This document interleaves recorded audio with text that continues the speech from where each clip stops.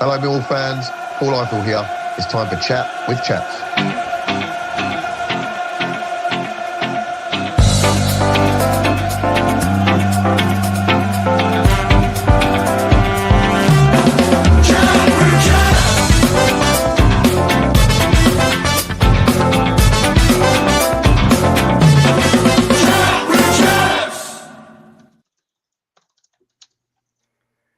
Good evening, Lions fans, Millwall fans all over the country, all over the world. Welcome to the Midweek live show. We've got an exciting agenda to go through with you tonight. What a difference a few days makes, So we will enjoy discussing all of that. Look, obviously, welcome. Disco Steve here, standing in for Joe, who is actually at the Players Awards dinner this evening. He's not in for goal of the season. I think he did put his application in for that, but that's not been for the fourth year running. I don't think he's going to get away with that. But Joe and a few of the other lads are there tonight, so we might get a bit of a live link at some point with some updates for you. I know he's sharing a table with Lucas Jensen and Murray Wallace. So interesting couple there to share the evening with, and might get some insider info for you as we go through the night. But welcome everybody. Joining me tonight, co-hosts are two very, very valuable members of our squad, and I'm delighted to welcome them both along tonight. So first and foremost is my old sparring partner, been on many times over the last few weeks and this year, is the Sicilian godfather himself, Mr. Angelo Mihalo. So welcome, Angelo. Oh, good evening, Steve. How are you, mate? All good? I'm all right. You're very calm tonight, Angelo. Is that deliberate, or is this your poker? Is this your poker stance? Poker face, yeah. So, should we have bets on how many dads' names Joe's going to collect tonight? How many players' dads' names? How many phone numbers? Yeah. Well, funny enough, Craig is already on the ball with that. I don't know if that's actually come up there. Yeah. But, how many phone numbers do you reckon Joe is going to come home with tonight? I'm going for 5. Will he get Murray Wallace's, do you think? We shall see. But he goes with the dads, doesn't he? He does the dads. He does go. He does go. Just for the benefit of our listeners, when we say he goes for the dads, he likes to make contact with the fathers of the players as a way in to sort of, get to know them and what have you. There's nothing solicited or untoward going on, or not that we're aware of. Some people might say. Actually, he's got a title. He's family liaison, I could say, yeah, from Millwall. That'll be it. That'll be his. Maybe that's the award he's up for tonight. The family liaison award winner. He'll definitely win that. Nick Saville. That's not Georgie's dad. We're talking of dads. We've not got a dad on there, have we, Nick? But welcome on board. Sorry. So, Angelo, great to have you on board, mate. Looking forward to tonight. Probably one of the longest introductions we've ever done, but also we've pulled him away from cricket nets tonight. I'm sure he's delighted to be here, but missing his little knock with his mates tonight. But Stephen, welcome along. Good to see you, mate. Yeah, welcome to you both. Welcome to all the listeners. Me and Steve are sort of trying to do this together. I'm trying to do the comments. It's on my phone. It's a bit of a nightmare, so it's all gone wrong. Before we continue, I just want to quickly say this. I didn't mention this to the other guys, but a good friend of mine, a really good friend of mine, come to the game yesterday. He's a Norwich fan, bless him. So we travelled to and from the game. He actually had surgery today, so he's in hospital. I haven't actually heard from him. He did tell me he was going to listen. He might be listening to this back. Tom, I hope all has gone well. And if you are listening to this, I'm going to take great delight in explaining in great detail how the Lions dismantled your beloved Canaries, and the two chaps next to me are going to do the same thing. So, and I hope all the surgery's gone well. And I say the comments will come through, guys. I will do my best, but it's because I'm on my phone doing this recording tonight. It's not as easy, but I will try and get through as many of them as I can. I'm sure we'll do a great job between all of us, and let's hope the surgeon cut through your mate as cleanly as we cut through their defence yesterday. Absolutely. But we do send him our best wishes, and hope he recovers soon. And looks forward to getting a new manager in now. Although Jack Wilshere in charge for the next 2 games, interesting choice by Norwich. So interesting times ahead for them. Anyway. So guys, we've got a jam-packed show for you tonight, a full agenda to go through. Stephen is putting up some of the intros from all you guys, so I won't necessarily mention them all, but welcome to everybody and thanks for being with us. What we wanted to go through tonight was we was going to have a little touch on the Blackburn game. I think we shouldn't forget, the challenges that we had there. And we'll have a little bit of a review of that. A much more detailed review of the Norwich game, as Stephen's already alluded to. And I think within that, we can segue into some key players that are now emerging within the squad. That certainly played a part in that game yesterday and have now in the season. So, the BFS, Kramer, Tanganga, Coburn, etc. We'll have a chat about that. We want to sort of talk about whether we feel the 4-4-2 formation is sustainable for us, not only for the rest of this season, but possibly going into next season, where particularly we can get a bit challenged with only having 2 central midfielders. So we'll have a little bit of a discussion on that. Touch on the Zean fee and the news today that there is no extra money on the back of Burnley getting promoted. So I think a lot of us thought there was some add-ons there, so we can touch on that. And then, as I said already, we might get some Player of the Year awards updates live from Joe while he's still sober, and Chris and Paul and Phil, etc. And look, then we'll finish off tonight, guys. Is the dream really still alive? Can we keep it going? And particularly starting with a very, very tough game against Swansea on Saturday. But keen to get your thoughts on that. So, guys, there's a bit of the agenda. If you can try to get your comments in line with that, we can then interact and get your comments up relative to those topics. But obviously, feel free to throw some bits in as well. Just before we do go on, I'm going to be a little bit selfish here and say, well, not selfish because it's all relevant to the pod. But look, first and foremost, guys, if you haven't subscribed or you've got any friends, family, fellow football fans that you could possibly get to subscribe to the channel, we're not quite at 1900 yet, are we? We're not quite at 1.9k. So we'd like to get that as the first step, but really we'd love to hit the magic 2000 by the end of the season. So if you can get some friends, mates to subscribe, guys, that would be great. And obviously like and comment tonight all helps towards the algorithms and all helps to bump up the already very, very strong amount of money that's been raised fantastically for cancer research so far, getting on towards £9,000, which is an absolute phenomenal effort from everybody that contributed and supported us, and we really do appreciate that. But look, I would reiterate, subscribing, liking costs nothing. You can really make a difference by just that small little gesture. Costs nothing, but could make a big difference. So please, where you can, do that.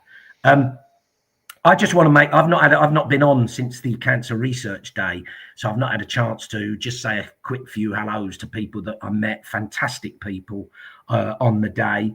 And I've written down on my phone a lot of the names, and then you move on a couple of weeks later and I can't remember, did I talk to them about this or that, but a really nice guy I spoke to and donated into the bucket, and he related to his dad who used to take him down the den, and sadly he lost him to cancer, so he was happy to contribute, and he told me a great story about his dad at the den and losing his false teeth, which was hilarious. I'm not sure if it was Dave. If it wasn't, apologies. If it was Dave, great to meet you and thank you. A great one on the day was Alan, He came over and donated to the charity. He said he loves the show, doesn't message, but he does listen. Alan, great to hear your stories. And your first match, 1952, guys, was his first game at Millwall. And I think he mentioned that, I think it was the first game with floodlights at the Old Den. So absolutely, what a lovely, lovely fella as well. I met a Peter, Chris, Gary Tower. Sorry, didn't get all your surnames. Gary Tower and Nick were together. I think they'd had a few sherbets and were in fine form, which was great. I met Jim and his grandson, which was great, and Greg, and everybody donated and said how they enjoyed the channel. And listen, I can't tell you how great it is to get those messages from you guys. And then finally from me, I was at the Blackburn game on Friday, and I did happen to meet Bob and his sons. Great guy, Bob. Really nice to meet you, Bob, and sort of chat about families and what have you. So that was great. And I also met a fella called Steve. Sorry, didn't get your surname, but on the way in, we shook hands and had a hello as well. So hello to you guys. Thanks for supporting the channel. And if you haven't done, please subscribe for the reasons I said before. Right, sorry, that's me. A lot of chat to start. Worse than Joe to start the show. Sorry about that. But before we go on, do we want to do? Have we done all? We've been doing all the hellos and good evenings. Stephen, have you been putting them all up? Yeah, absolutely, guys. I'll quickly run through Sticks, Nick Saville, Alex, Jesper, one of the pod regulars, Craig, Mark, Joe, Leslie, Hughesy, Jeff Chandler, Biggie, Carl, Jeff Cook, Chris Brown. Good evening. Thank you for tuning in. I'm sure we'll try and make it as good an evening as possible for you, and that's always a little bit easier after a win, right? Absolutely, absolutely. And a few comments there of hitting the like buttons and subscribing. So thanks, guys. Keep it going. And as I say, if you've got any friends or family you can get to subscribe or do it on their behalf, would be much appreciated. Right, let's get into it. A great day yesterday, but went into it on the back of a little bit of doom and gloom after a not so good Friday down up here, I should say, in a miserable, wet Blackburn. And the old bogey team has struck again with a bit of a deflating result and sort of performance. Angelo, quick thoughts on the Blackburn game? Just before we talk about the Blackburn game, guys, feel free to put in the comment box. I believe that Millwall are tweeting the awards throughout the evening because I've seen one come through for Save of the Season. So if Joe's tied up and can't get us here, if you see an award, just put it in the comments so that we know what's going on. I actually just watched the save of the Save of the Season from some under-14 goalkeeper. Unbelievable save. So yeah, I've seen that one come through. Right, yeah. So Blackburn, they're bastards, aren't they? Blackburn, they just fucking ruin our playoff chances every bloody time. And the way the results went on Saturday, they bloody have ruined it for us. But yeah, what can we say about that? Obviously, we had the bad news about Jensen, and obviously the young kid come in. He didn't make George Evans. He didn't make any mistakes, but I think everyone agrees that maybe Jensen saves a few of them goals. But I wouldn't say he made any catastrophic errors. Although he nearly made one after 20 seconds, didn't he? He come running out into the corner and left the goal completely open. So yeah, listen, it's his first game. He's going to be nervous. I'm not going to put any blame on him, but I just feel that Jensen would have saved a few of them. The playing Leonard in the left back didn't work, did it? Just didn't work. And I think Alex Neil even said it. He said he hates having imbalanced teams. And if Sturge had been fit, he would have played him. That's what he said yesterday. So yeah, listen, it just. There was one key moment though, wasn't there? When they went 2-1 up. No, when did Coburn miss that header, mate? Was it? Yeah, start of the second half. Yeah, it was 2-1. So, yeah, that was like a vital moment because if we equalise there, then they don't go and get their third, and then the game's all over. So I don't know what happened now. I don't know if he just got his body shape wrong and he was a little bit behind the ball, but there was a great chance. It was a great cross. Just fucking disappointing in it, mate. It was just so disappointing to lose that game. And obviously, Disco, you was there, mate, so it must have been a tough watch for you. And obviously, a good following, 1,000 fans made the trip. So it's a shame, mate. Really disappointing. Look, hugely deflating. I have to be honest. The minute I heard, and I heard a rumor about an hour and a half, 2 hours before the game that possibly both keepers weren't available, and I couldn't believe it. I thought, how's your bloody luck? And you're praying it's not right, and then obviously it was. Look, we can't, in my mind, you can't underestimate what a big impact, that negative impact that had. Add to that a hugely informed Joe Bryan out and no genuine left back replacement. That's really disrupting your back five, isn't it? And like you say, in fairness to the kid Evans, don't think he did hugely anything wrong, but would Jensen or Roberts have done better with a couple of those? I think they would have. So it could have made a big difference. Just before I go to Stephen, I would agree with Chris in his comments, post-match comments. I thought they were quite good, Blackburn, and certainly played it well. They knew the problems we had and they targeted it. And you have to say, well done. And look, typical our luck, we've hit them just as they've been on bad form. They got a draw, didn't they, coming back from 2-0 down. They then got a good win at Luton, which was a good win in the current sort of form table. And then obviously played out their skin against us. And we were probably too open as well, as say, et cetera, et cetera. And then they've gone and got a good win up at Sunderland. So they're in form, and it was a bad time for us. But Stephen, anything to add on that?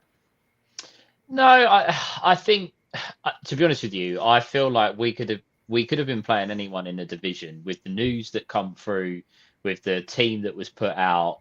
I think that the confidence had been drained before we'd even stepped out onto the pitch. So it was a disappointing result. I said to Angelo off air just before we come on, I'd kind of thought to myself, all right, well, we gave it a good go. We probably left it, too late, too many points now needed to make the top six, and then obviously, which I'm sure we're going to move on to, they've lured us back in.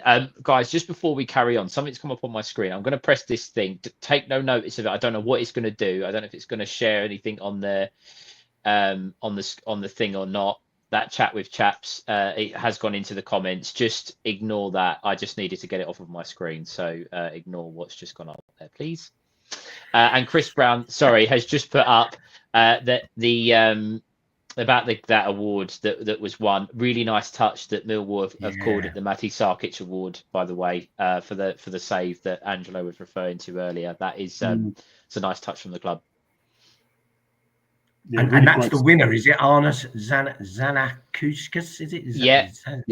I didn't want to try and pronounce that surname, so I'm pleased that you gave it a go instead. So you can be the one. That's one for Joe, isn't it? One for Joe. That one. Joe will be talking to his dad Bert tonight, and he'll tell us the right pronunciation. Lithuanian, right? Okay, great. But so look, let's not dwell on that. Real kick in the balls for Blackburn. I think you're right, Stephen.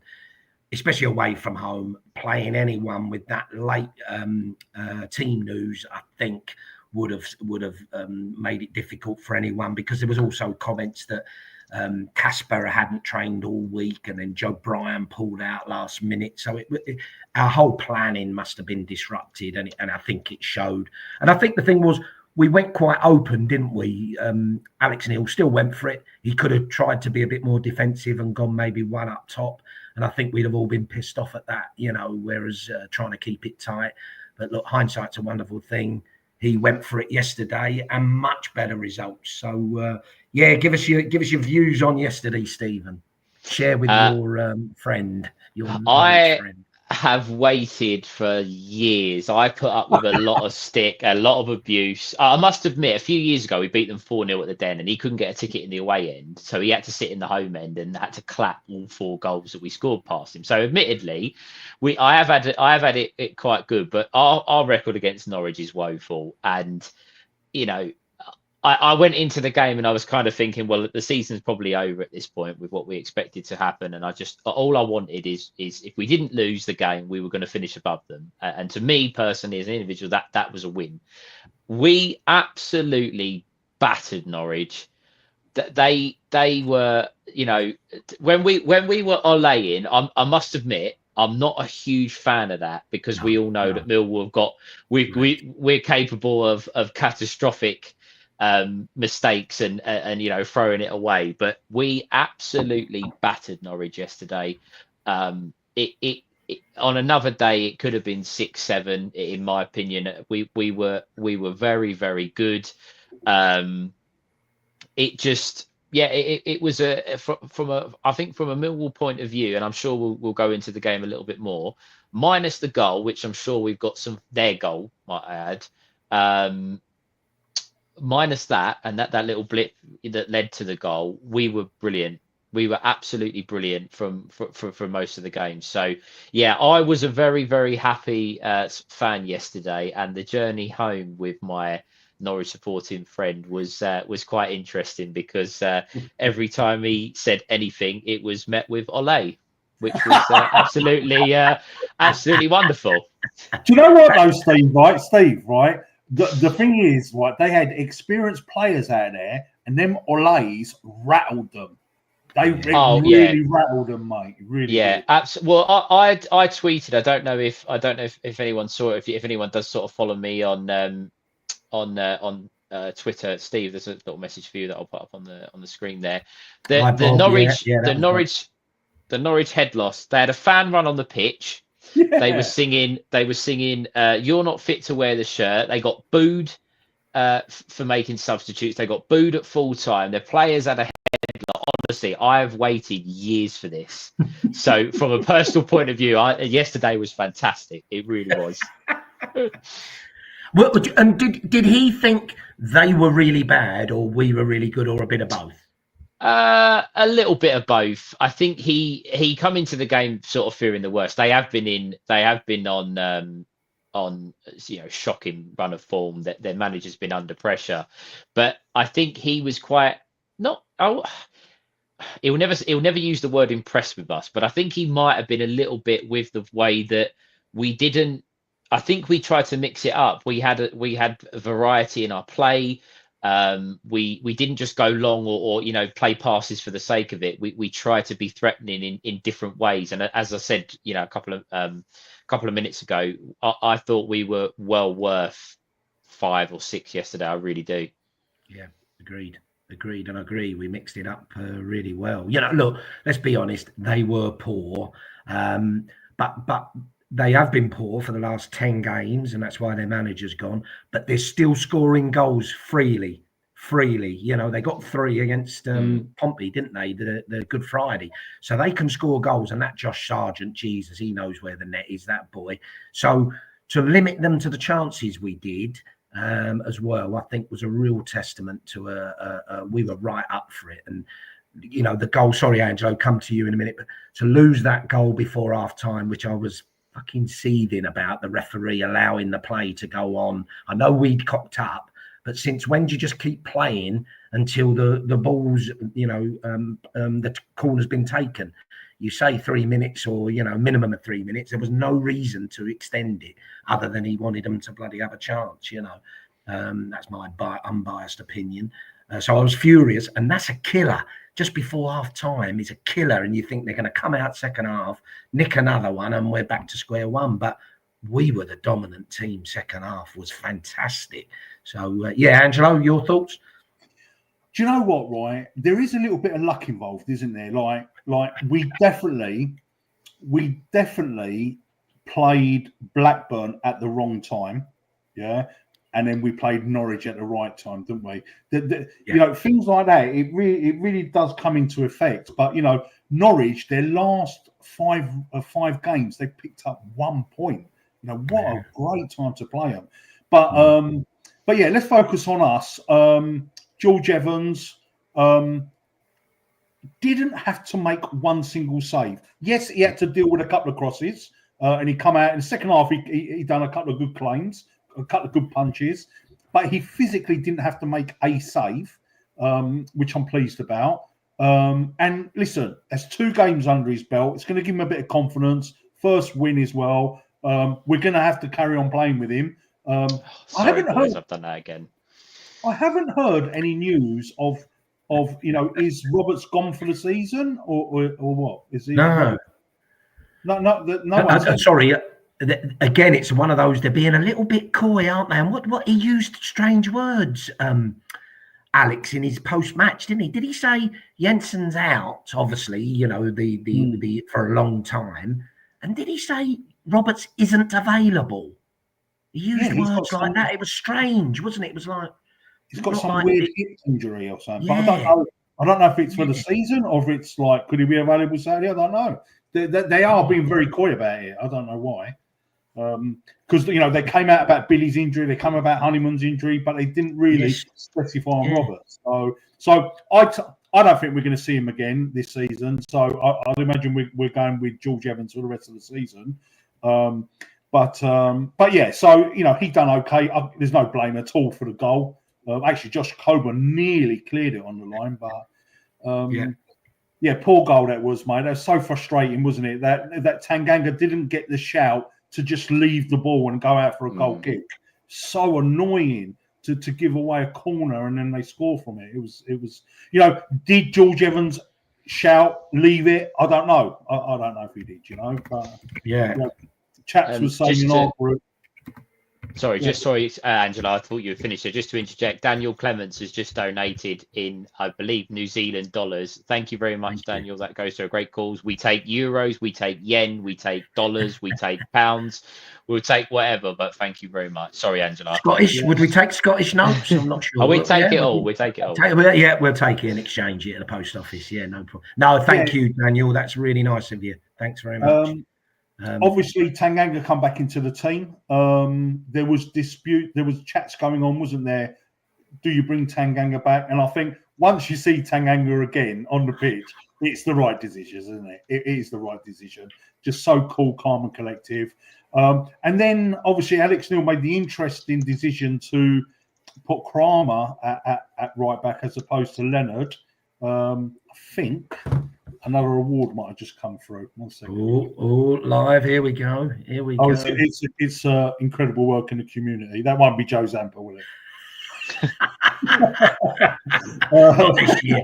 Not this year. Could be Chris. Could be Chris. Yeah, could be Chris. Yeah. So great decision, really. When you see Tanganga back on the pitch, it was lovely. And obviously, a big shout out to Zach Sturge. I thought, he first 5 minutes he was a little bit nervy, but what a great debut, great home full debut. He just got better and better as the game progressed, and then he built up a really nice relationship with Aziz, didn't they? They sort of like clicked. They clicked really well. So yeah, defense was great. Midfield, my man in the match Saturday, George Saville, tremendous. I was messing about in our group saying that, since he's turned into David Beckham with all these deliveries that were absolutely on the money. Obviously his free kick for Aziz, the corner for the Serbs goal, fantastic performance by George Saville. And he'd done the whole 90 minutes as well, didn't they?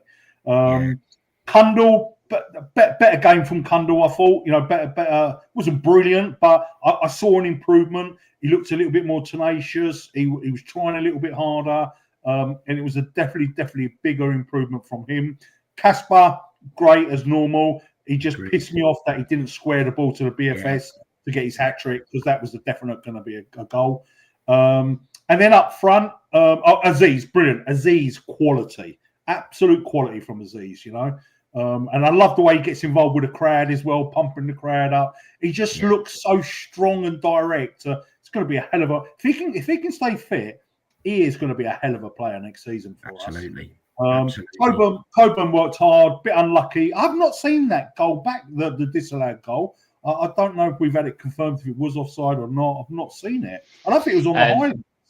No, what happened, because I sit in block 10, so looking right down on it. When we set up, Kramer and one other player, I can't think who it was, were in offside positions.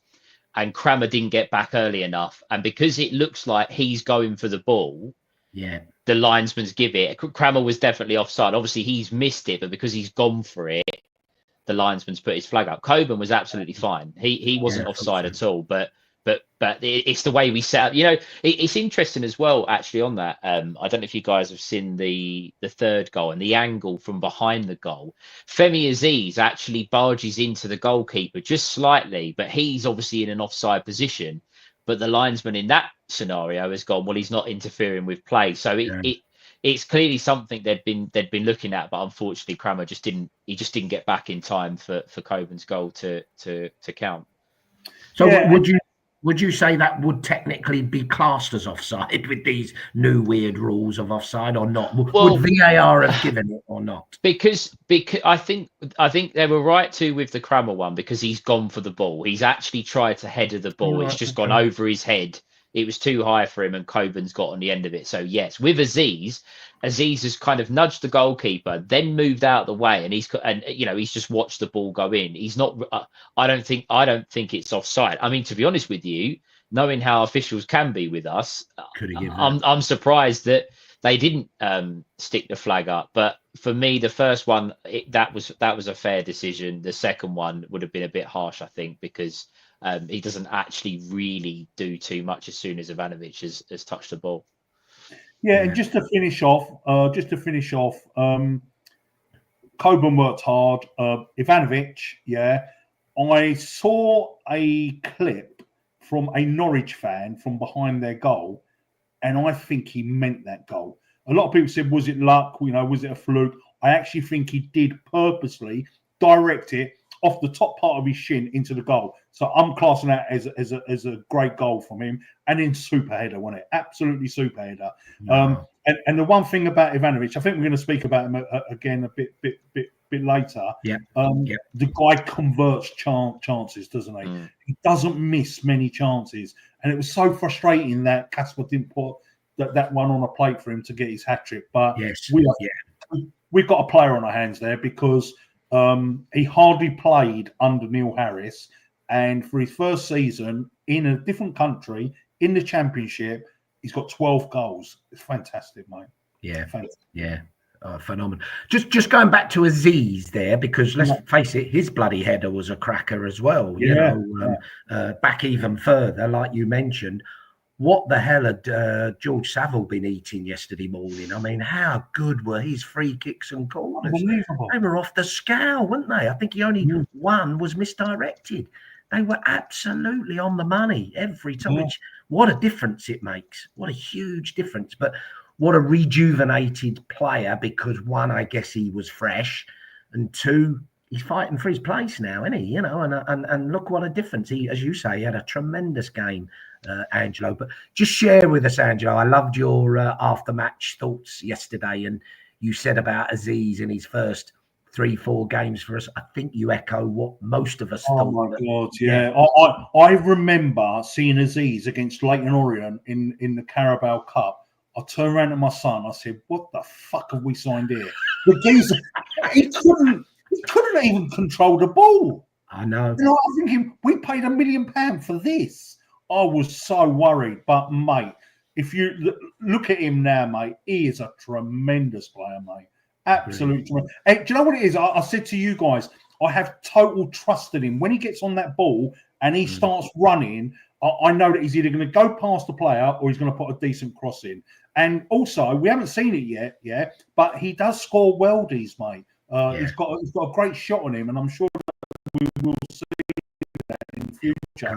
But the only downside, mate, is he needs to keep himself fit all the time. Keeps getting niggly injuries where he misses games, but absolute star of a player, mate. And like I said, I love the way he was geeing up the fans as well. He was loving it, wasn't he? Absolutely loving it. And look, great goal. It's his work rate, isn't it? As well as his skill and ability, it's his work. He puts a shift in. Did you see him? He was absolutely, literally on all fours, on his haunches, and I thought he's going to take him off here, but he left him on, and he kept going. He made the goal at Blackburn as well, didn't he? With his run across Blackburn. Yeah. And then the last thing about Saville, I think if that Coburn goal is allowed, that's a hat trick of assists for Saville, wasn't it? Yeah, Tremendous from Saville. Saville was my man of the match, but it was a fantastic performance. And I've got to be honest with you, I wasn't even looking forward to going to the game. I said to my son, I can't be asked today. But it was the best performance of the season. I loved it. It was a great performance. Great. Love that. Femi assist. Good one, RPJW. Love that. And we do realise you're not RBW's dad now. Don't worry. We've moved on from that one. But yeah, Stephen, any other thoughts to add to any of that? Yeah, I think just a couple of players that we've mentioned most of them, but one that didn't really get a mention there was Tristan Kramer. And I must admit that when I saw he was at right back, and I thought, I don't know, Leonard did have a tough time, but he was out of position against Blackburn. But Agreed. Honestly, Tristan Kramer, he's going to be a big money player for us moving forward, because if you watch the way he tackles, if you watch the way he moves about the pitch, he is phenomenal. And I say that, don't say it very often about our players, and it is only early doors, but he is a really, really classy defender. I agree. The fact that we've been able to go into the Premier League and sign not just Tanganga but also Kramer as well, from good footballing sides, Tottenham have got their difficulties, but big name managers trusted Japhet Tanganga. He's a good player. They play good football. Kramer come through, played at Brentford. Clearly, they play a nice style of football.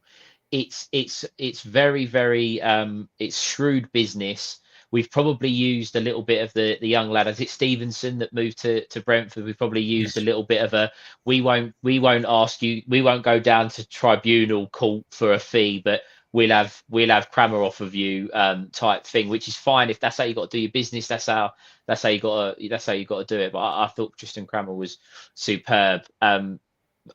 Also on Femi Aziz, again, I give him pelters at the start of the season. Angelo, I was at the Orient game as well, and honestly, he actually gave the ball away for their goal. He did a roulette early doors and it worked. He tried to do it again, give the ball away, and they went and scored. And he got, again, I give him pelters on social media. I've learnt the lesson because he's been absolutely phenomenal. And we should just point out, anybody that can rattle the entire Leeds fan base with celebration deserves a lot of credit from Millwall supporters, because they don't like Mr. Aziz after his cup exploits. But yeah, no, superb, absolutely superb again. Sorry, Stephen, hot off the press. Tanganga wins Junior Lions Player of the Year. Yeah, Player of the Season. First award so far, hot in from Joe. So Joe is mixing with the Junior Lions there and getting us hot off the press news. Not a big surprise, as you said, Angelo. Christ, didn't he look classy yesterday, Tanganga? He is Rolls Royce, no two way. Even though he's gone off the boil a little bit, he is different class. But I'm with you, Kramer. He's looking very Rolls Royce type as well. So, guys, let's think about it. Jensen in goal, looking a decent signing now. I know still some question marks, but look, he's a decent keeper. Kramer looks an absolute steal, as a signing. Aziz, we're all now saying, what a player. Negley, we've only seen flashes, but he looked fantastic to me when he came on against Borough. And then obviously the BFS up front. I mean, there's 4 or 5 players that are not only decent, look the real deal, don't they? Just on that, I tweeted this earlier. Someone was talking about Ivanovic and the scouting and the players that we've signed. Now, I'm going to go back a couple of seasons on this, but players that we've brought in from abroad. I know Tristan Kramer is French, but he did come from an English club, so I'm not going to include him in this.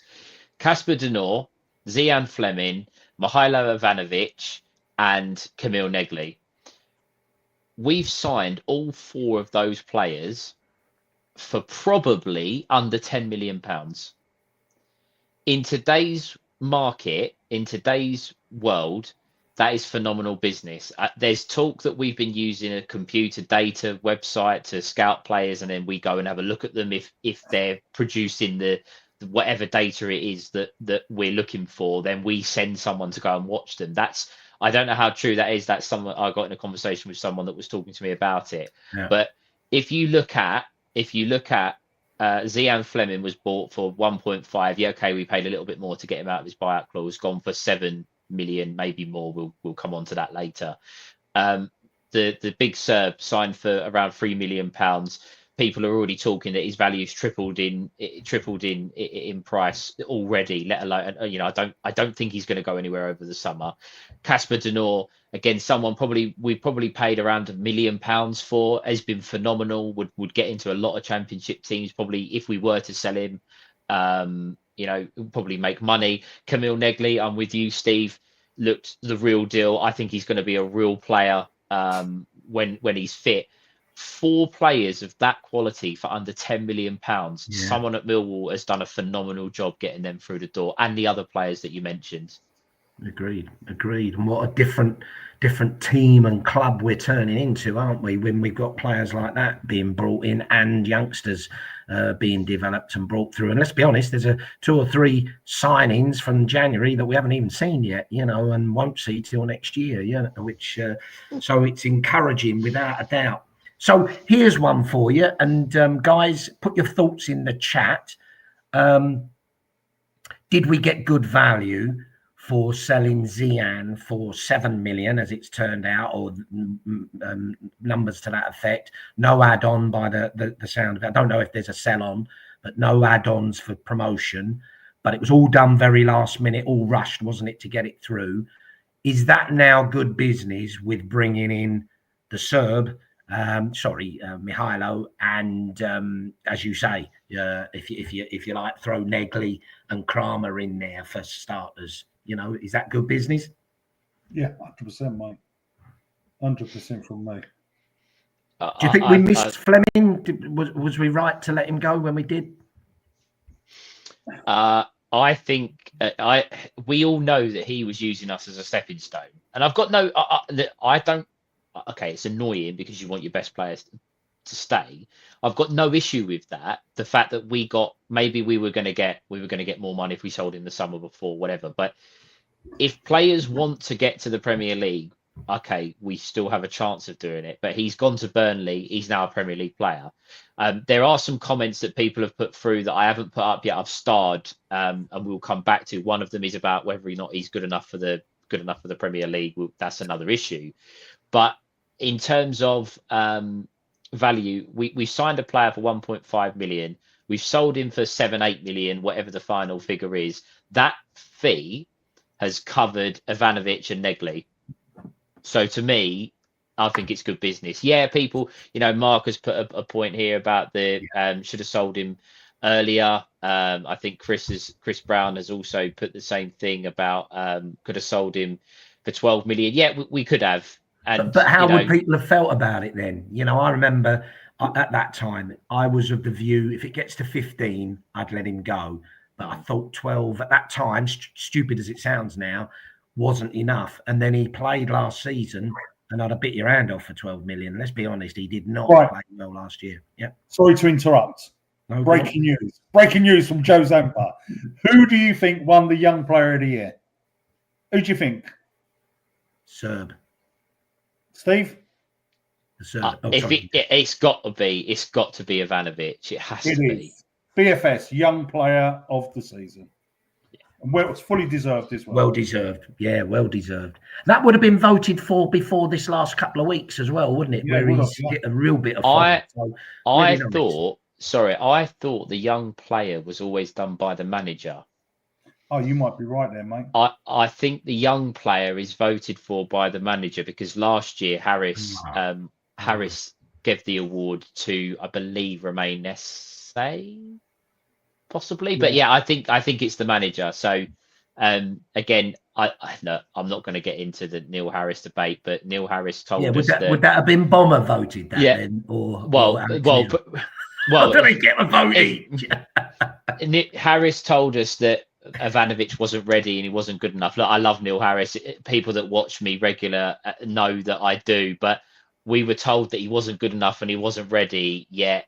Another manager's come in. I'm playing devil's advocate, but it clearly there was a player there, and now Alex Neil is seeing the fruits of giving him an opportunity.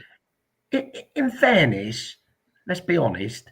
I'm sure Ivanovic wasn't quite ready when he first came.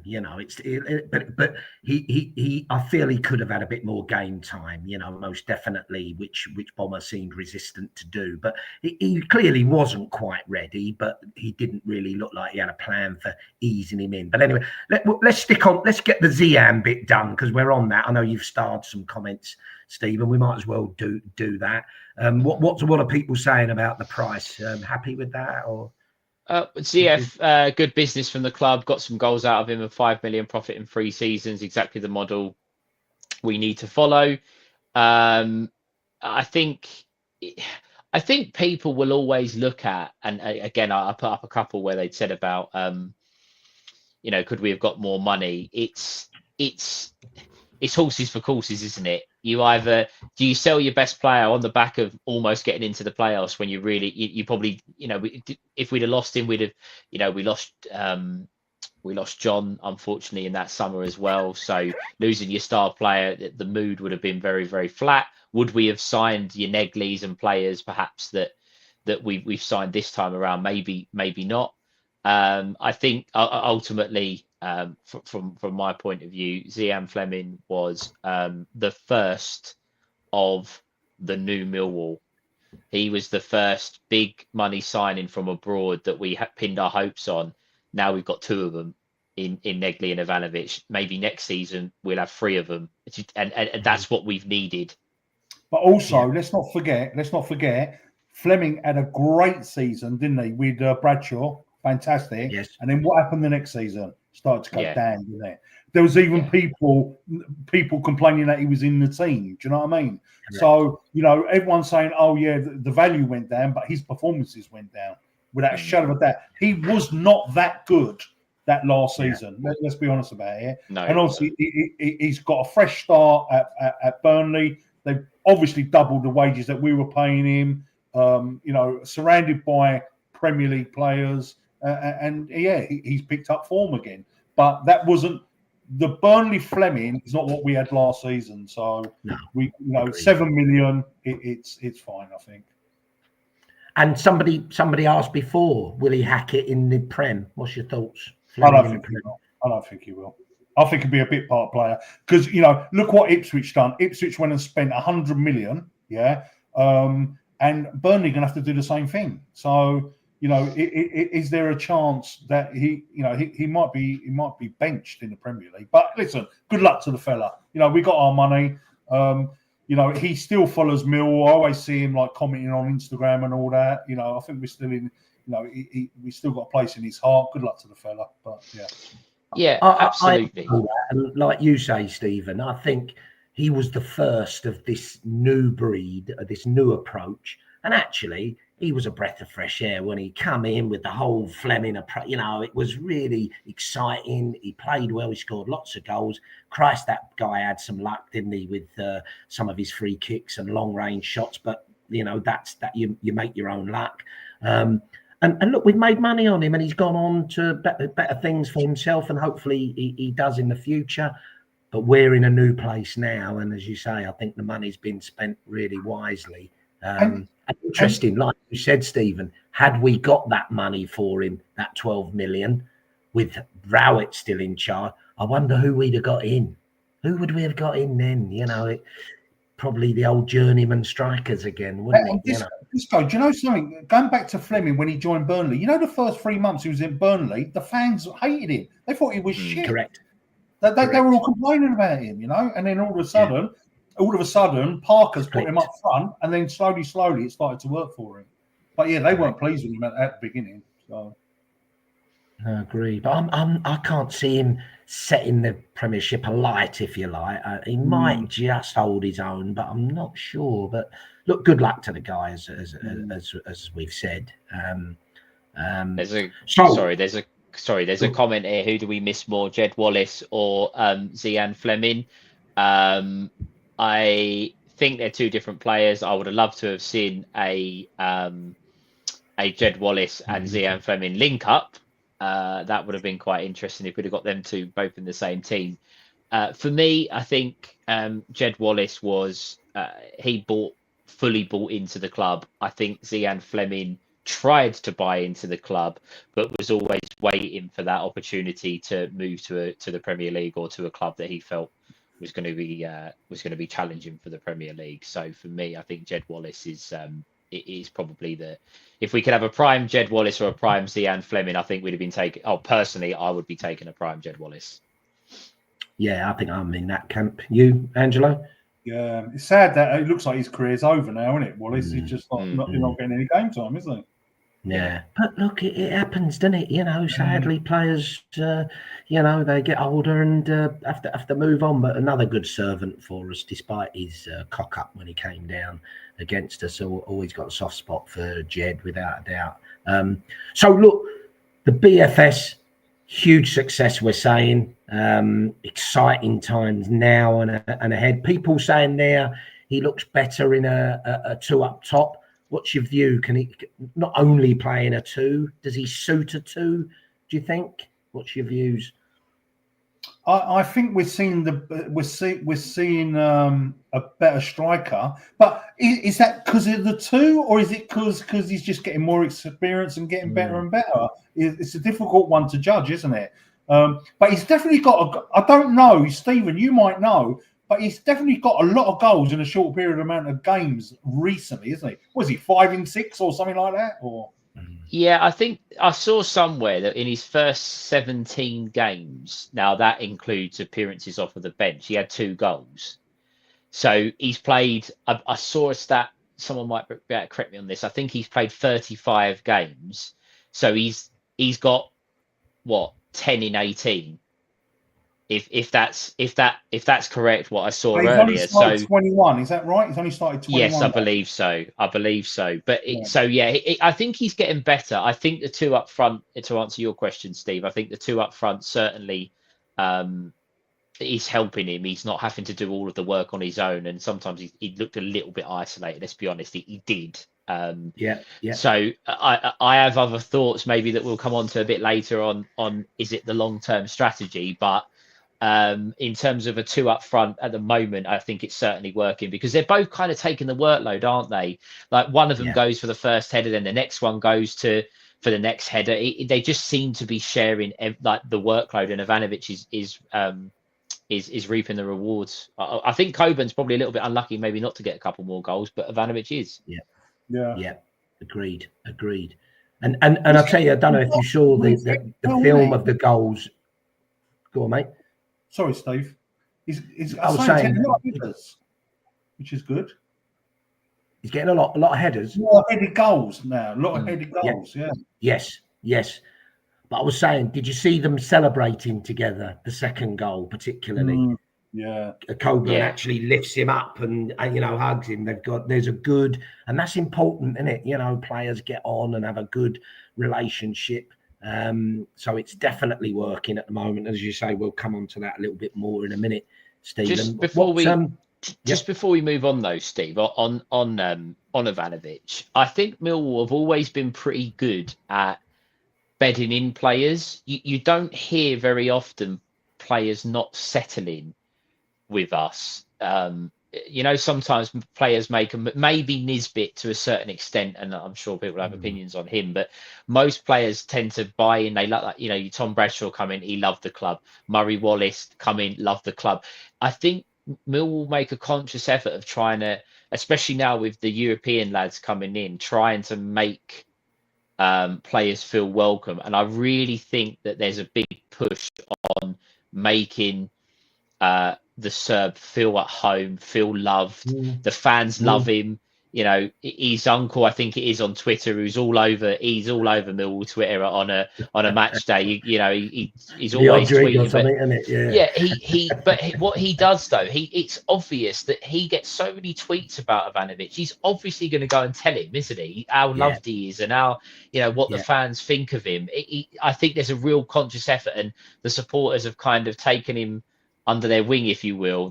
Everybody wants him to do well. Everybody's excited for him. They want to see him play, and I think he's feeding off of that. And if he'd have signed for a different club, would he have got that? Would he have had that love? Would he have had the time that we've kind of given him? So I think there's Millwall got a lot to be praised for with settling him in, and Alex Neil especially. Wasn't his signing, probably knew nothing about him when he took the job over, and now he's understanding how to get the best out of him.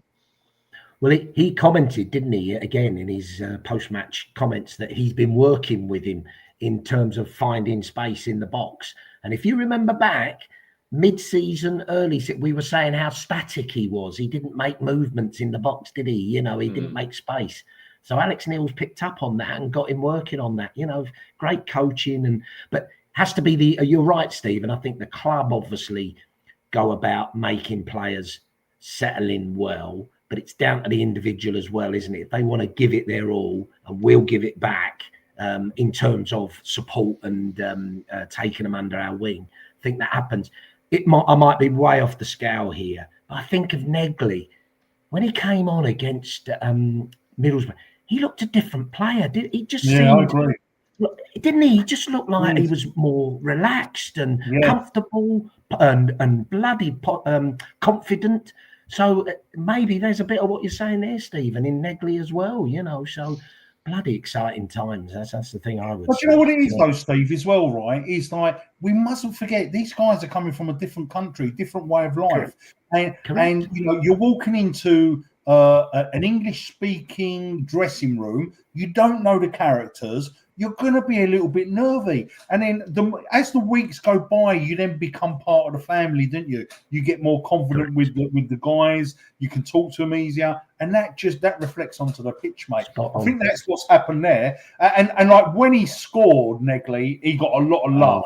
And the Serb, every time he scores, everyone's giving it all that, innit? All the players are doing that. They love him. You can tell he's such a nice guy. And he's well loved by the whole group. The only thing that concerns me about the Serb is I don't want him to be nice on the pitch. He needs to be like Mitrovic. Mitrovic was a nasty fucker. Horrible bastard. Horrible bastard. And also one of my favourite strikers. I love Mitrovic. I really do. I tell you what, though.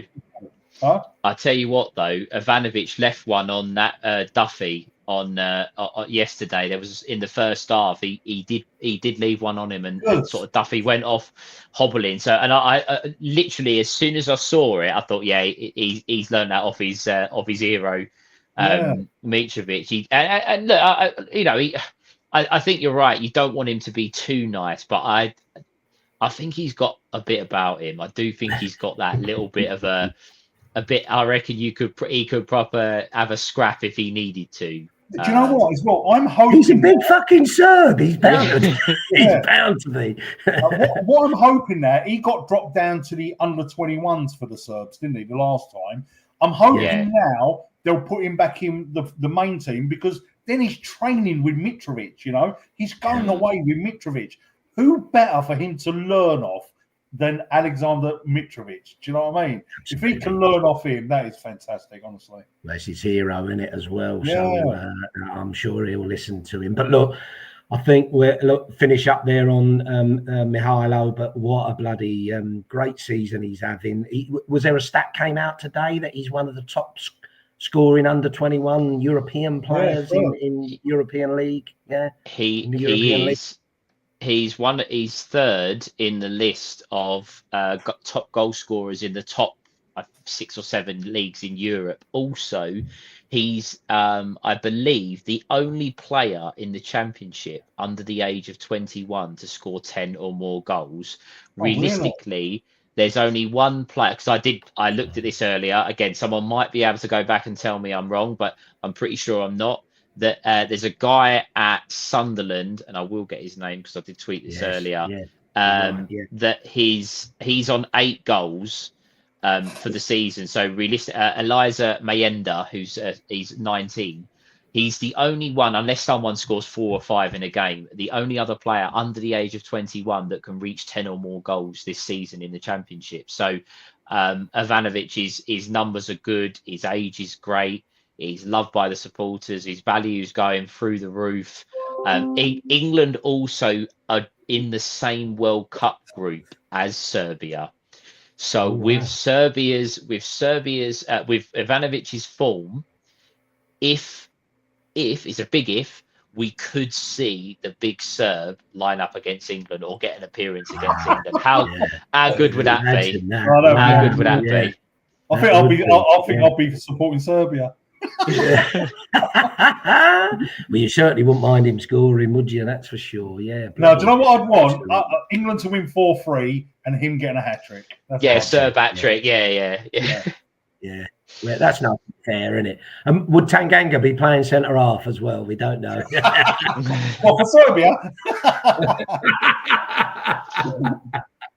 No, listen. What a great season he's having, and long may it continue. He looks the real deal, doesn't he? And I tell you how you know you've moved on. I watched that game last night, Burnley and Sheffield United. And for the first time ever in about the last 10 years of watching football, I never watched it and thought, oh, I wish we had Kiefer Moore up front. Yeah. I'm over him now. He's gone. Yeah. He's old news. He's had it. He put himself about, but he's lost it. So the future is BFS, that's for sure. No, and you know, Steve and Disco, right? That guy that scored for Sheffield United yesterday, they paid 10 million for him, and he's got 1 goal. Agreed, yeah. Just shows you, doesn't it? Amazing. He is good, that Cannon, to be fair, but I think he's had an injury or 2. But yeah, one goal in a team. And look, I was going to say, much as we're improving all the time, let's not forget we don't create chance after chance after chance. You know, he's feeding off some scraps and he's scoring that sort of level of goals. And I'll tell you what. He's a converter. I know you love a YouTube reel, Angelo, don't you? But imagine his goal reel now. Somebody watching that, he's gonna. Yeah. They're phenomenal goals, aren't they? Range of goals he's scored. You know, brilliant. So Disco. Yes. Someone comes in with a bid next season. How much would you accept? Fucking hell! Oh dear. Well, I'll go silly. I don't think we need to take less than. I'm not saying we'd get it. 20 plus. If 20 comes in, I think you've got. No, I'm saying if somebody offered 20, I think you've got to say, Jesus, you know, we can invest in, quite a lot there. But I don't think somebody would go that level yet. But I wouldn't be surprised teams are looking at 10, like you said before, Stephen. 10 now for a striker. You've just said Cannon there, 10 million. Let's hope we get two good seasons out of him, mate. What do you think? What would you let him go for if we got bids? What would be your minimum you'd accept? Put it this way, I don't want him to go. That's for sure, because I know he's going to get better and better. 100%. But I think we'd struggle to turn down 15 million. I think 15. I think we struggle to turn that down. I'm gonna answer slightly differently. I don't think he's going to be sold this summer unless it's an astronomical figure.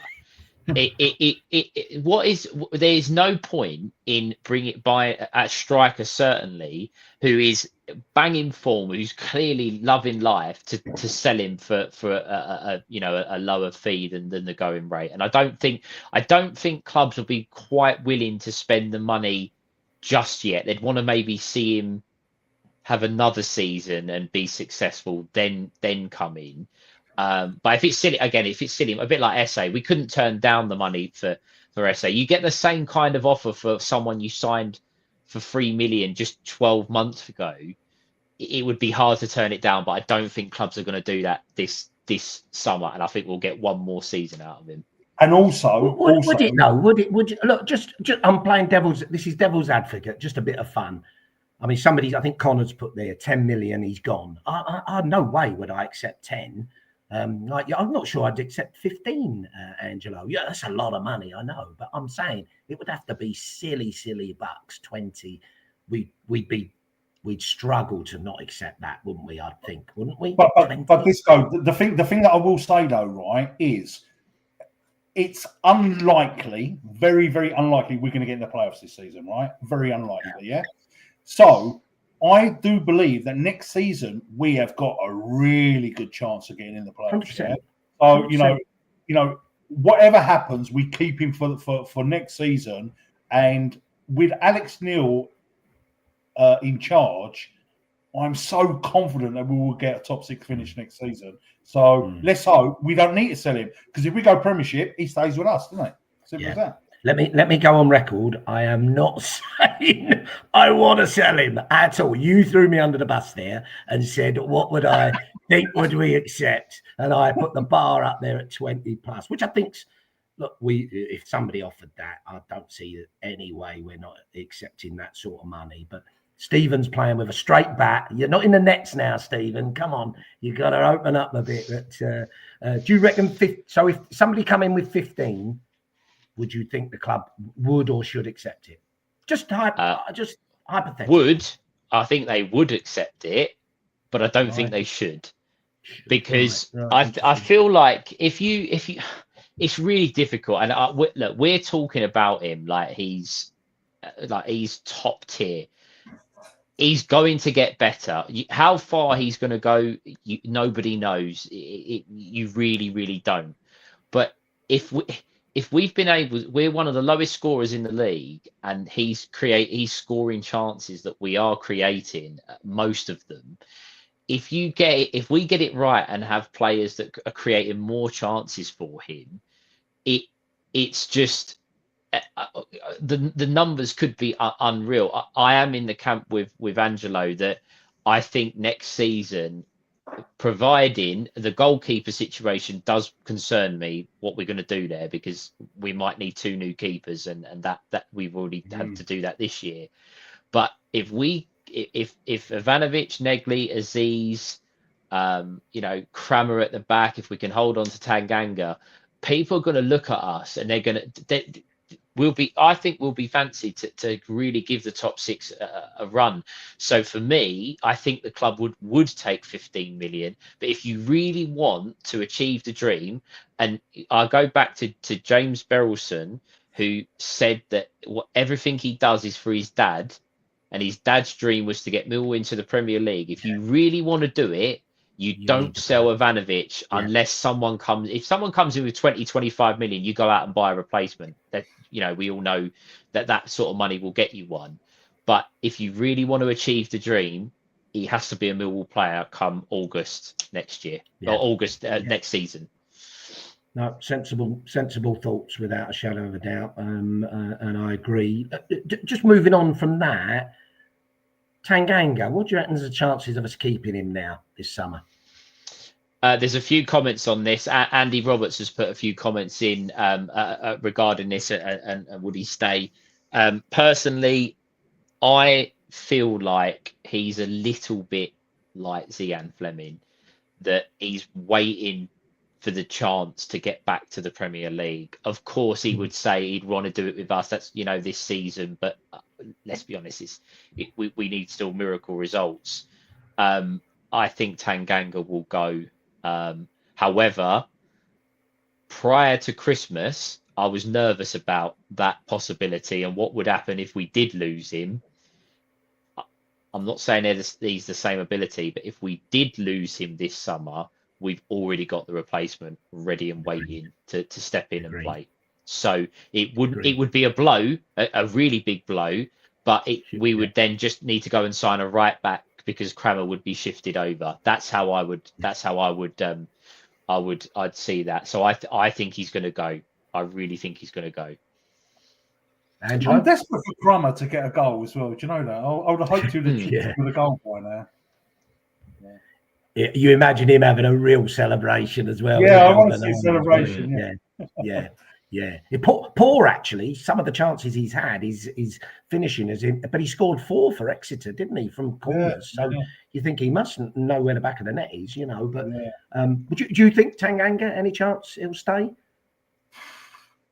I think the only way that we could do it is if he is really impressed with Alex Neil and he really believes that we have got the chance to go up next season. Like, give it one more year, Tang. You know, what is it? He's 25. You're still only going to be 26. You can still go and move to the Premiership. Give us one more season. Look what we're doing. Look at the players that we're bringing in. You know, look at our form since Alex Neil's come in. Come on, Tang. Give us one more season, son. That's what. Look, I might be talking bullshit. Look, your head tells you he's gone all day long, you know, because he's good enough and because there's not particularly a big fee involved, apparently, etc.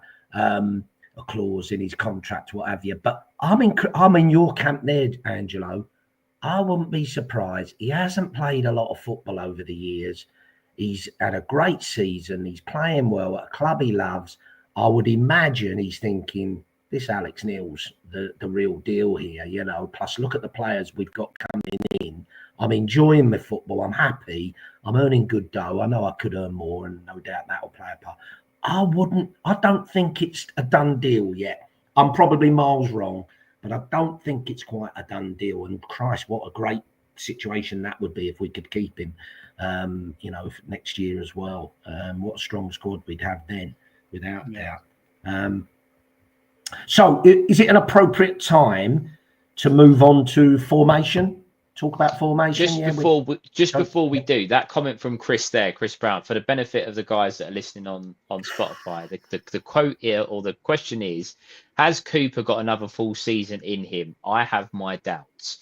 Chris, I must admit, mate, I'm very much in your camp there, I must admit, because I think there have been moments, i.e. Watford away, where Jake Cooper was phenomenal at Watford. In that second half, he was absolutely outstanding. However, there are moments and there are things that Cooper does, Blackburn on Friday being one of them. The 4th goal is absolutely ridiculous, passing the ball straight to their attackers. And there's so many times that it happened against Norwich.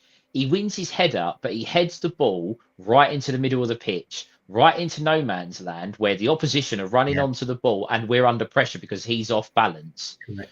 So I do worry for Jake. I feel like the longevity and the fact that we can't just get rid of everybody and go with young players means that Jake Cooper probably does have a bit to play under Alex Neil, and he is the left-footed centre-back, and Alex Neil likes balance to the team. Yeah. But I am nervous where Jake's concerned, and I just wonder if there is a potential of looking to replace him. Maybe not this summer, but coming soon. Comments in the guys. Let us have your comments on Cooper's sort of future. Angelo, I think I know your view, but share with us what you think. When he's not playing, I cry. I love Cooper. And for me, it's as simple as that. Love the geezer.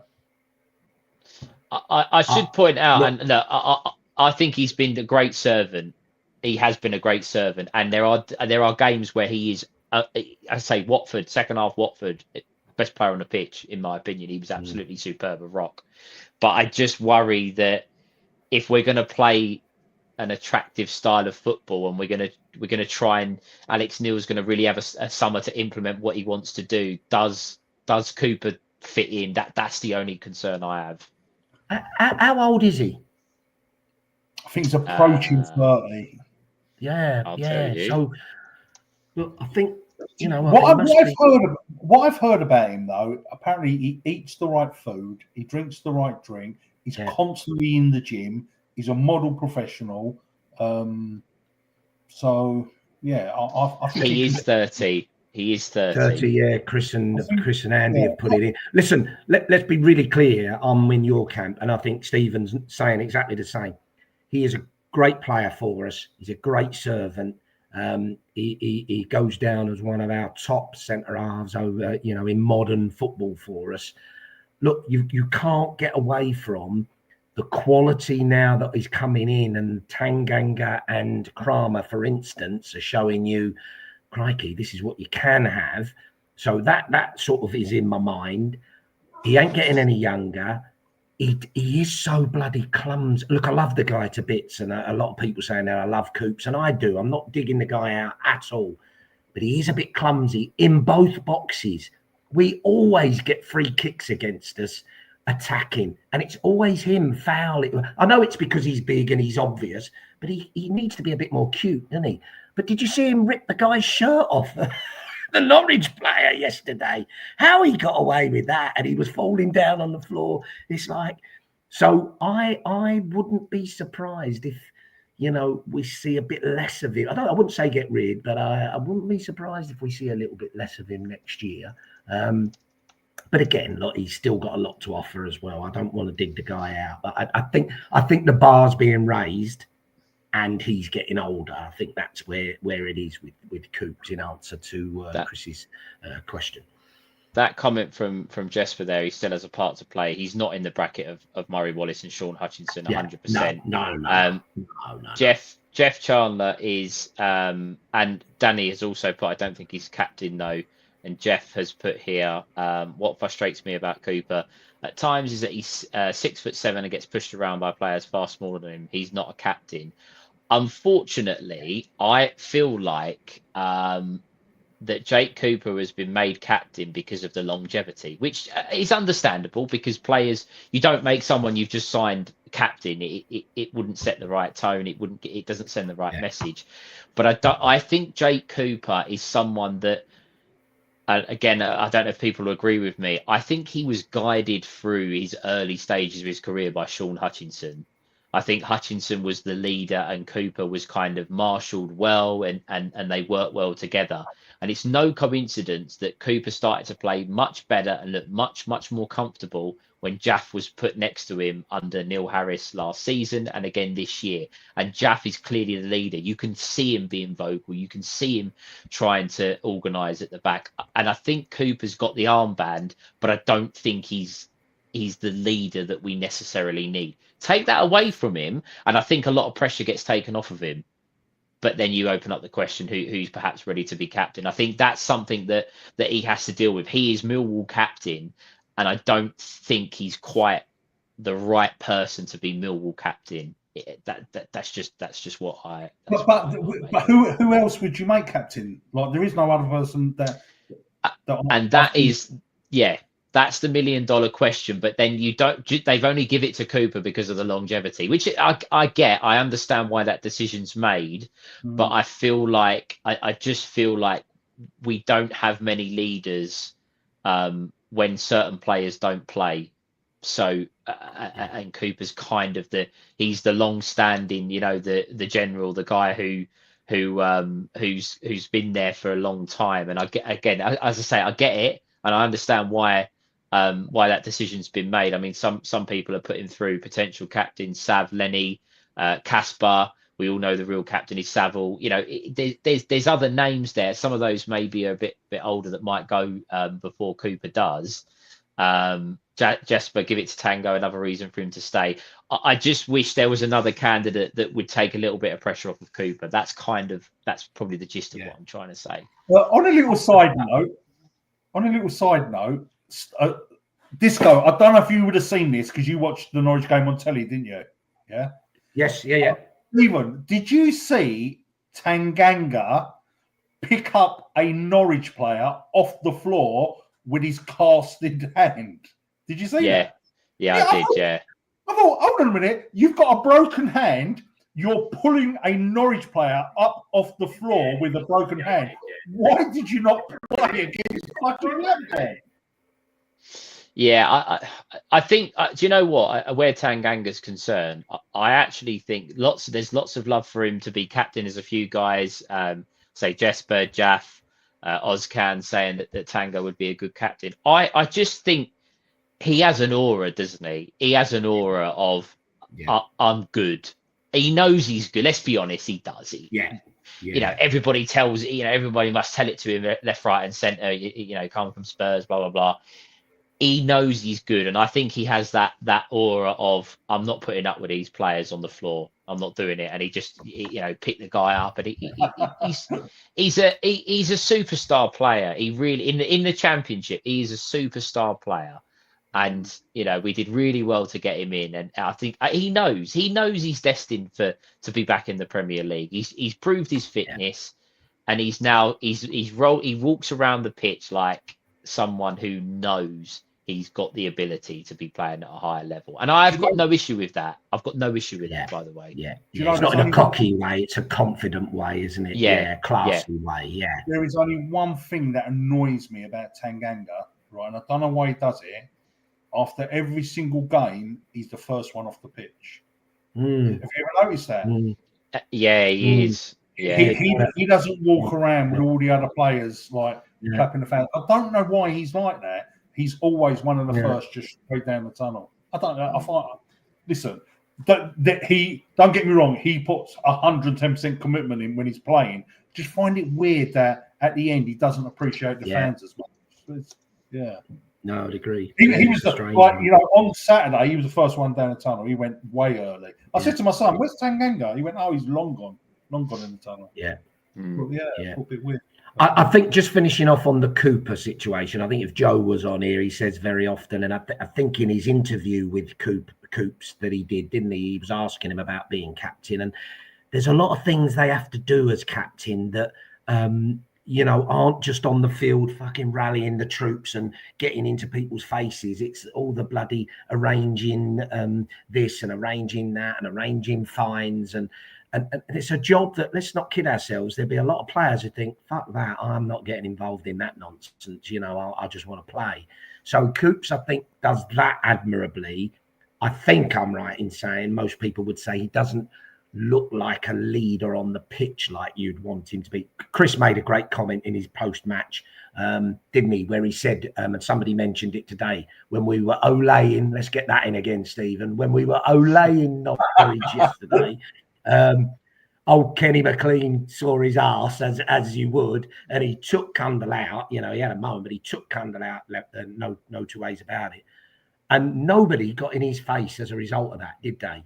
Cundle had a little go at him back, but really, and your skipper in this modern game, you want your skipper in there, fronting him up, not to have a bloody punch up, but to sort of like say, hey, fucking don't be doing that, and sort of get everybody up. So that's what Cooper doesn't do. But I think he does a lot of things as captain that we probably don't see, and they say he's very good at, and he's a model pro, etc. So, Steve, you see that comment from the Liverpool Gambler? There was right at the end of the game. George Evans makes a really good claim with the ball, and then he gets up and he goes to high five Tanganga. Tanganga just walks off. Did you see that? Yeah, I did see that. Yeah, and also there was one time where Evans come out for the ball. It was in the second half, and he got there, and it was a really good claim.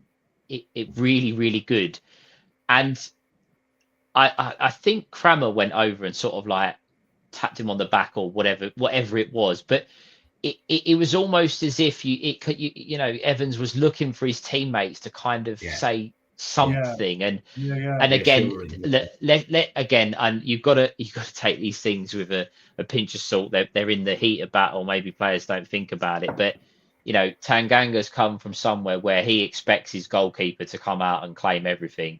It's not a high five, well done kind of thing. Maybe that's naivety on Tanganga's part, because the young kid was probably desperate for a little bit of recognition from his teammates. The crowd tried to do it. He kicked the ball out of play and everyone clapped, which I did find quite funny, because if that's Lucas Jensen, he's getting absolute pelters for kicking the ball out of play. But it's right. I noticed that on Saturday. So he's getting clapped every time he fucking put the ball out. But he has got a decent kick on him, actually, which is good. So, at Blackburn, his kicking was very good, but against Norwich, it was poor. Yeah. But listen, Tanganga I'm not slagging the geezer. I love him. Yeah, I love him. I hope he stays. But you know, someone put in one of the comments, he might just be a quiet guy. You know, and I can remember last season at the award ceremony when they pulled him up and they were doing that song. Yeah. He did look a little bit guyish, didn't he? Yeah, so maybe he did. Maybe it's just the way he is. But yeah, I love somebody him. put in the Man, if you're watching this, I love you. I don't want you to stay.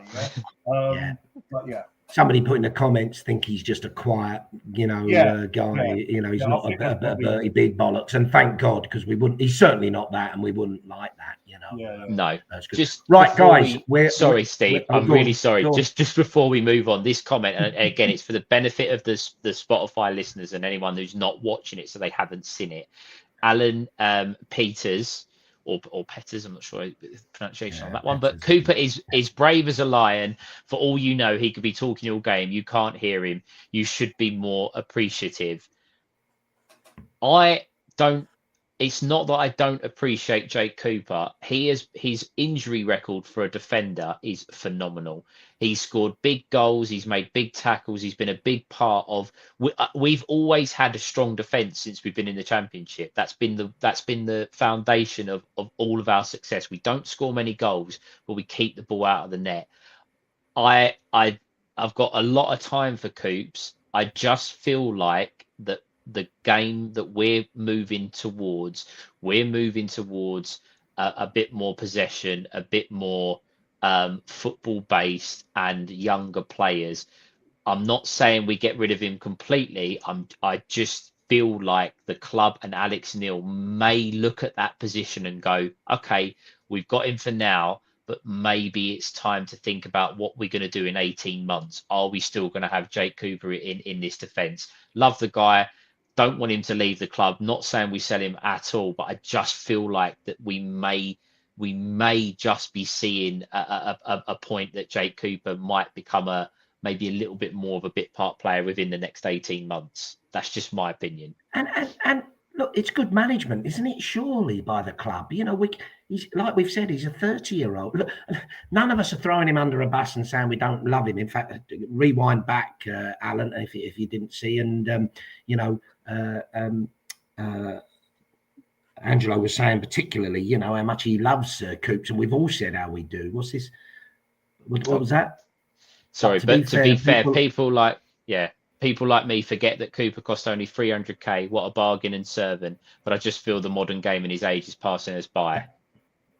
That's the key. We've got to notice 30, you know, a centre half. He won't have that much longer. And look, this sounds like we're having a dig now, and I don't want to get there. So no, we'll move on. Look, we're an hour and 26 in, guys. Somebody asked, did we know that Tanganga had won Player of the Season? So I don't know if they're announcing that, or we're aware he's won the Young Lions Player of the Season. We haven't heard the official Player of the Season yet, whoever asked that, unless you're telling us that's the case. And our live reporter hasn't been tweeted yet. So, I think he's asking, is that why we're talking about Tanganga? But look, we're an hour and 27 in. Goodness me, time flies when you're enjoying yourself. Just a couple more bits to go through. But I have to say, listeners, you are bloody letting us down tonight. I begged you. I asked you nicely. I tried to cajole you all earlier at the start to try and up our subscribers up to the 1.9 or 1900 by the end of the show, and then 2000 by the end of the season. I think we've gone forward by 2 tonight. So you've let us down badly, guys. Come on, go and I know we need Joe here to rally the troops and get everybody up, and get your granny up and ask if she's got an email address you can use.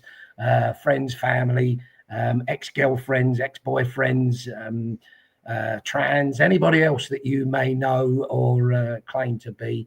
Already subscribed. Thank you, Andy. Brilliant. That's the thing, Disco. Most of these are regulars who have subscribed. Well, you'd be surprised. Yeah, but they are. And thank you, guys. Can't thank you enough. Yeah. But you will have friends, family, associates, even somebody sat in the same room as you now who is not subscribed. So your challenge is to get them subscribing tonight to get us up to 1.9 as quickly as possible, and then we can hit the 2,000 by the end of the year. But please, guys, thanks very much. It's all going to a great cause. Doesn't cost any money to subscribe.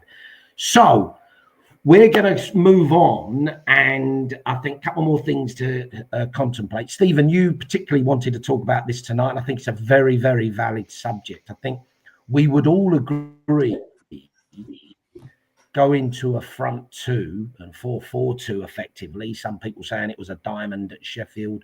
I would say it was certainly a flat 4-4-2 yesterday and other games we've played. But I think the reality is we've probably it's improved our attacking threat, but we have been exposed a little bit in the central midfield with having two midfielders versus most teams 3. So I think the question is it sustainable for us to one, finish the season as a 4-4-2, and do we think Alex Neil will go into next season with that formation? So I'll kick off with Angelo, Stephen. Get his thoughts first, and then come on to you. So, Angelo, what do you think? So I think that Alex Neil has almost had his hand forced to play this system. I feel that what he's been doing with our injuries, I think he's been like going down the road of horses for courses. Do you know what I mean? We've got so many attacking players that can play on the wings and the midfield, but most of them have been injured. So I think, like, I can remember a couple of seasons ago, we were down to our bare bones with Rowett. We literally could just about put out a first 11, and we went on some mad run where we were winning game after game after game, and it was almost like his hand was forced.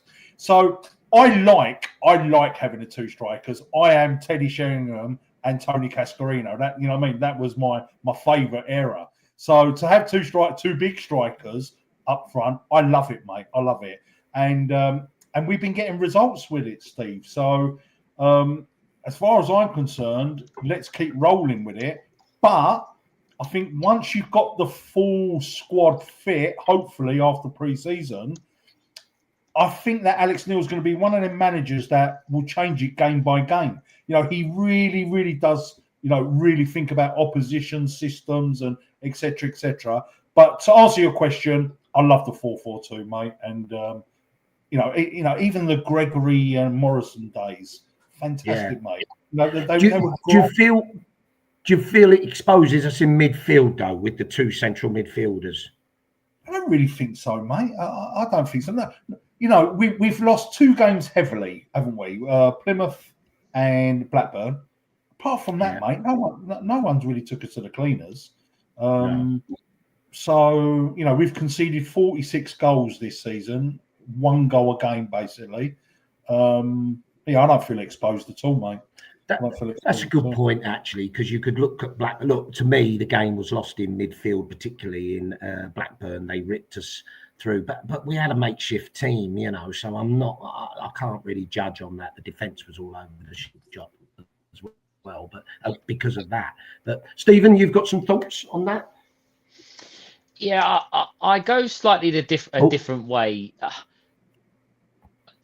With the two strikers, I feel like we're one of the only teams in the division that play with 2 strikers at the moment. And people are going to say to me they're going to be able to dig out other teams, and that's fine. But there's not many that do.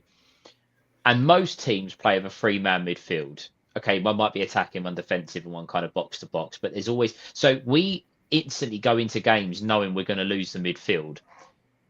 Yesterday, our midfield 2 were pretty good. George Saville was excellent. I actually was concerned when there was no Mitchell because of the legs, and Casper's been superb. Again, my player of the season. I'm pretty sure a lot of the listeners would be the same. But if Norwich had any competency about them in midfield, they would have had a lot more chances on goal, because the amount of times the ball drops in our half and our midfield 2 are swallowed up by a midfield 3.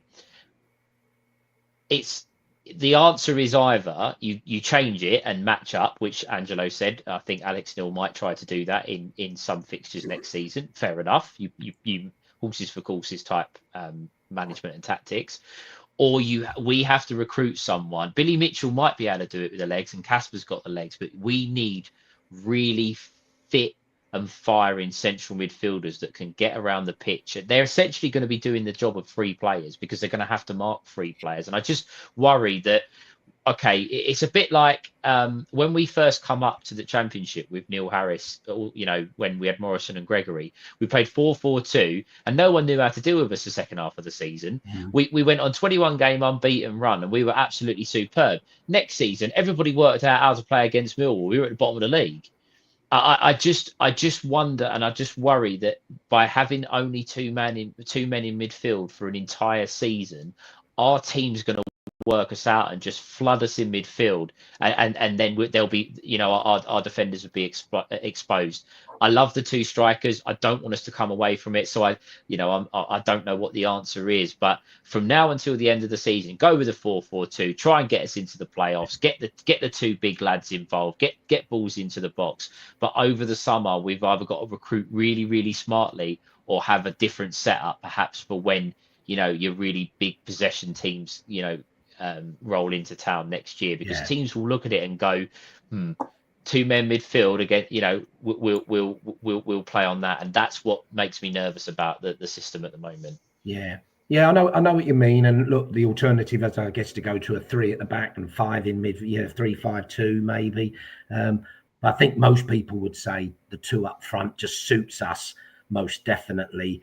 But I do get your point, Stephen. There are times where not only do teams cut through us quite easily, it looks like there's just acres of space in the midfield, doesn't it? And as I say, look, somebody said there, was it really that big a heavy defeat against Blackburn? Let's be honest, second half at one point, I thought they were going to get 6 or 7. They were just ripping through us, and it was awful, you know. But look, that wasn't the normal Millwall. We were depleted, and we played far too open, and I wouldn't knock Alex for doing that. He didn't go there and just try and nick a point or nick a win on the break, which maybe in hindsight we could have done, but no, look, we went about it the right way, in my mind. Going to ask a couple of quick fire questions, and guys, put in the comments your thoughts, because I'm looking at questions that have been asked earlier today. So Angelo and Stephen, as I come to you, 1-word answer. No cheating and sitting on the fence. Coburn, sign, yes or no? Angelo? Yes. Fee and that, or just yes? Not bothered about the fee? 2.5 max. Max 2.5. Love that, whoever that was. Yeah, love that. What was that? What were we looking at? Ben, now going to be tough time playing 4-4-2 next season at Anfield, the Emirates, and Stamford Bridge. Brilliant, love that. Emirates, I'd love to go there. They'd hate us turning up there, wouldn't they? Steve, what about you, Disco? What Coburn? Coburn's a yes from me. I'm not sure it's going to happen, but it's a yes from me, Stephen. I'm going to put up a comment here. If the price is right, Beeline, I agree. If the price is right, then yes. What's your right price? If we can get how him for anywhere, 2 million. How much you want? 2 million. 2. Max. Up to 2. 2's your ceiling. Yeah. I think that's fair. Lots of different views, isn't there? That he's not really settled in London. He's a bit of a homeboy, blah blah. But he looks like he's loving life and enjoying it. And I don't really see a future for him at Borough, especially with Carrick there. So anyway, we shall see. Right, next one, Stephen. Start with you. Sturge, sign, yes or no? Yeah, I actually think there's a deal already in place, personally. But do you? I would like to see. Yes, I do. Yes, I do. Because is that a guess or is that a bit of insider knowledge? Not one of Joe's dads. Joe don't know his dad yet, does he? He will do by probably. the end of the night. He probably does. I think it was an odd signing. That we didn't need a left back, really. We needed a right back. That's what we desperately needed, and we never got it. And it was kind of last minute. I believe someone might be able to fact check this for me, but he may well be out of contract at Chelsea this season, or at least if he's in the last year of his deal, let's face it, they've got Chilwell out, our good friend Ben Chilwell at Palace, and other left backs that are, in Chelsea's squad. So, but I think a deal might already be in place because he fits the model of exactly what we want. And I know it's one game. He was phenomenal on Monday. The sort of left back that we've needed for donkey's years. Yeah. A proper attacking left back. And if he is to stay, keep Joe Bryan as the experienced head. And I actually thought it was really, really classy from Bryan. He, on his Instagram, was full of high praise and shared a picture of Sturge and sort of giving him high praise on his performance. Nice. Yeah. Someone to learn from. And maybe when you need those big experience games, when you've got going away from home, Bryan can come in and step in. But I would certainly sign him up. Yes, Stephen. I think earlier on, I don't know if we missed it, but Jesper, part of the pod team, he actually put on there that he is definitely out of contract. Out of contract. Oh, there you go. There we go. So it could be like a Tanganga thing. Tanganga was out of contract, wasn't he? Or did he have they had an option, didn't they, to take him another year, Tottenham, and there was some special deal done. But Angelo, you going for him? 100%, mate. 100%, yeah. He's everything we want. He's fast.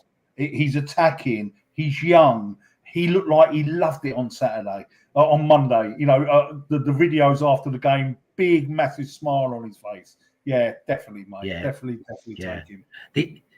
I'm in that camp. I just, as you say, with Joe Bryan potentially staying, where does that put Malachi? He's just come back, hasn't he? So and they reckon he looks shit hot as well, don't they? Yeah. I actually think, I predicted that he would have a breakthrough season this season and then got injured literally the day after I made that prediction. So that went down well. But I think he would probably need a loan move to get back playing regular first team football. So I think one for the future, but I'm not too sure. And I believe as well we have Mr. Ben Green, another northern contingent of the Millwall supporters joining us. Greeny, Ben. Good to have you on board, mate. He's just got up, and he's bloody been asleep on the settee. Jesus, come on! Oh, he's just got in from golf. I bet that's what it'll be. Yeah, probably. Been golfing. Well, good to have you on, Ben. Do you know what? There's no harm having 3 players per position. Look at our right back. We lost 2 in one game. So if we've got Bryan, we've got Sturge, and we've got Nino. That's fine. That's fine. Oh, if you are gonna loan Nino it out, is, but it's difficult. Yeah. If you're going to loan him out, you could just put a recall. Just put a recall in and say, we need him back. Nino's been out for quite a long time, isn't it? Before he got injured, he was out. Yeah. Let's give him a chance. Yeah. What are we going to do about what about Chin Okoli and Carlon Grant? At Bromley. What are we going to do with these guys? Well, that's the test, isn't it? Yeah, that's the test. I presume there'll be a pre-season, and Alex will make his mind up of what he wants and what he needs, and depends, as you say, if Tanguy's still here or not, etc. Last one from me, then. Roberts, do we re-sign? Yes or no? Yes. Yes. As number 1 or as a backup? That's a difficult one, mate, because when he's played, he's been great, but we haven't seen him consistently play 5 or 6 games. I'd love to see him play 5-6 games, but of the games that he's played, bar the kick in the head, he's played great. He's played great. He saved the penalty. His handling's been fantastic. And I believe he was player of the season at Barnsley last season. Was he their player of the season? So he's obviously a good goalkeeper. So I say keep. Yeah, definitely keep. Stephen? Unfortunately, personally, I'd like to see him stay, but I think for the benefit of everybody, and I think if Liam Roberts stays and plays any game for us, the publicity and everything's just going to come flooding back. I think he's had a lot of support from us, and rightly so. I just feel like the club will say that I think it's best we part ways. Annoying because we've now lost our number one, and it would have been handy to keep him around. But I just feel like the club won't want to take that on. I don't understand, Stephen, why. He made I agree. bad tackle, right? So I agree. Why would the club not accept him? I don't understand that. I agree 100%. But all you have to do is have a look at the statement they put out about the Player of the Season award. That Millwall supporters have shown their backing of a player, of a squad member. The players have backed the teammate, but Millwall didn't want to have that kind of comeback. Whether it's right or wrong, guys, if you want to put a comment, if you think it was the right thing to withdraw Roberts from the Player of the Season awards, let us know. But I just feel like the club are going to go not. They won't renew it, which is a shame because I do think he's a very good goalkeeper, and he'll probably go somewhere and have a really good season somewhere else. I just feel like that they'll just sort of let him go. I understand what you're saying 100%, but I'm a bit with Angelo, and I know there's a lot of this in our group chat, saying about basically we don't need that sort of bad attention, if you like, bad news, whatever. I don't see it. I think we're bringing it on ourselves a little bit right now. Yeah, I get that awful gambler, and to me, a perfect number two for me. Much as I think he's very, very good. For me, Jensen has proved now he's our number one. He's injured. Roberts is a very safe number two. And I would probably go and loan a keeper for next season, with the understanding that Jensen's going to be working his way back to fitness. Whether that's a possibility, I don't know. But yeah, interesting, isn't it? Interesting how it's causing a little bit of uncomfortable situation for the club, Do you know what I feel? Do you know how I feel? If we let him go, it's like we're throwing him under the bus. We're like, yeah. And I don't think that's right, mate. I think we should let him play. I mean, if he plays, sorry, yeah, go on. Yeah. Go on. No, I was going to say, if he plays, how can the fucking Daily Mail come on and start slagging us off that he's playing? I mean, they're just going to make idiots. Not that they're bothered, but they're just going to make idiots of themselves, surely. Big E's saying there, yeah. Look, I don't agree with it. I really, really don't. And that, lots of people have said that it shouldn't matter, and it really shouldn't. It's just to be clear, it really, really shouldn't make any difference. But I just feel like the club are really, we don't handle these kind of situations very well, do we? Like the whole Marlon incident. Like back when he was with us, we didn't really handle that very well. We just don't deal with it well as a club. And I just think that they'll just take the easy route and go, well, we signed him for a year and we're not going to redo his contract. I don't agree with it. I just think that's what they're going to do. It'd be amazing, wouldn't it, if we did release him? Probably be the Mail who'd be the first ones on saying that we've thrown him to the lion, or thrown him on the scrap heap sort of thing. Some Andy Roberts going back there, fuck Sky, fuck the Mail, and fuck Palace.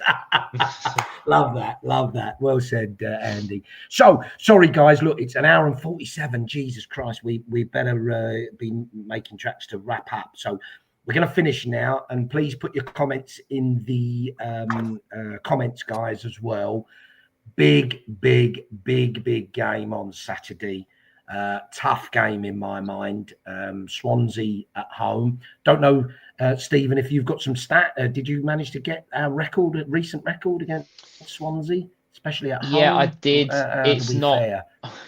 It's not great. It doesn't make great listening, I'm afraid, guys. We've played Swansea at the Den 9 times, and they've actually beaten us 5 times. We've only won 2 games at the Den against them. The last time we did, our resident hero, Joe Zampa's favourite player, Andreas Vogelsammer, was on the score sheet. We won 2-1 at the Den.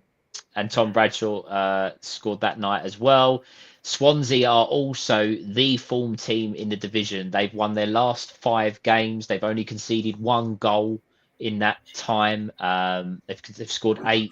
What I would say, and again, you can only play who you're up against, but in that run, they beat Derby, Plymouth, Sunderland, obviously in the top 6, Hull, who had a man sent off, and QPR. So they haven't been, should we say, beating the superstar teams of the division. However, to win 5 games in a row in the Championship is no mean feat.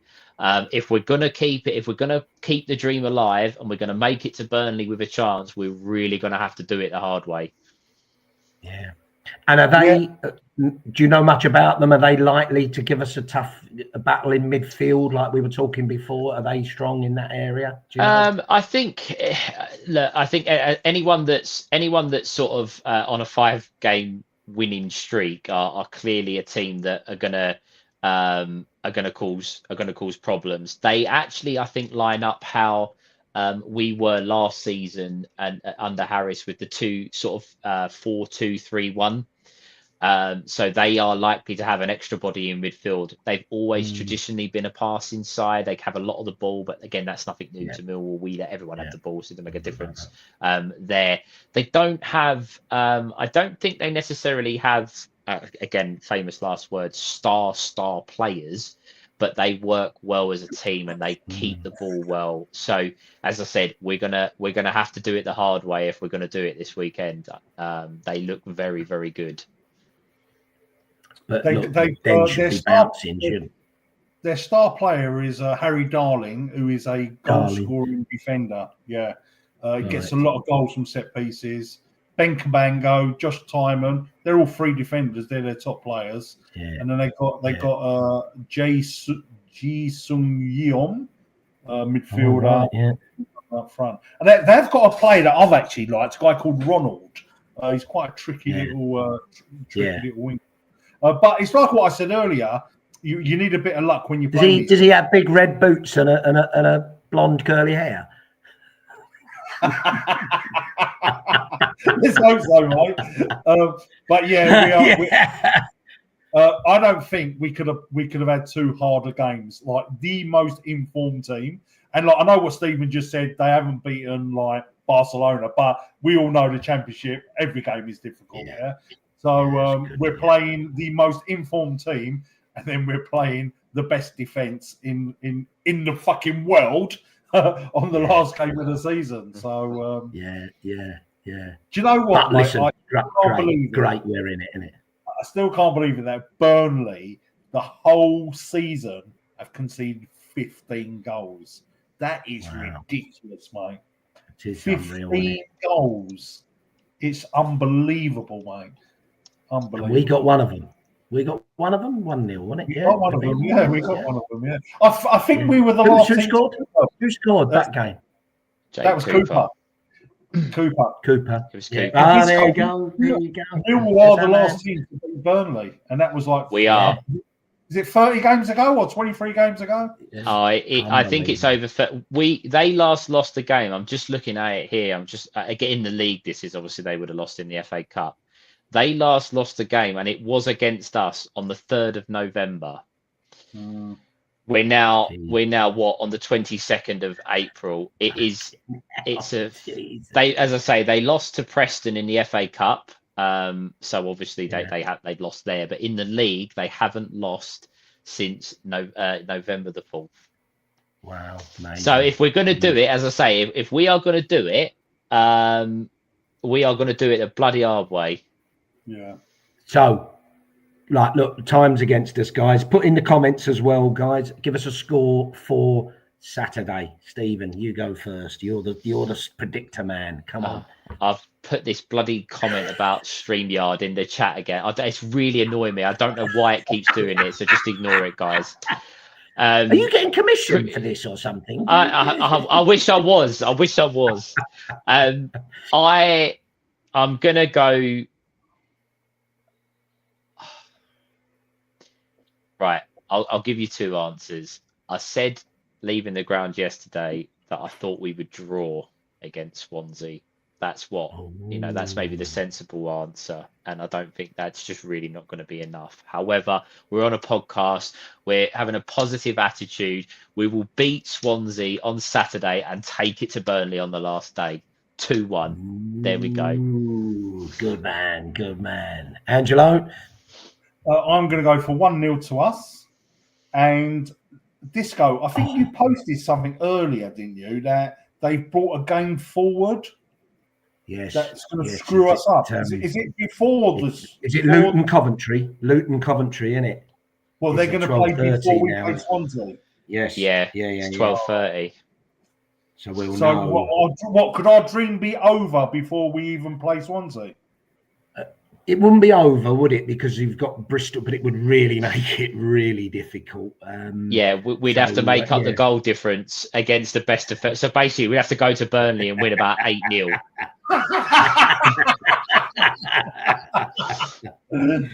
Right. Steve, so that's we were talking about dodgy bets, right? Let's put that dodgy bet on the last game of the season. Millwall to score 8 at Burnley. Yes.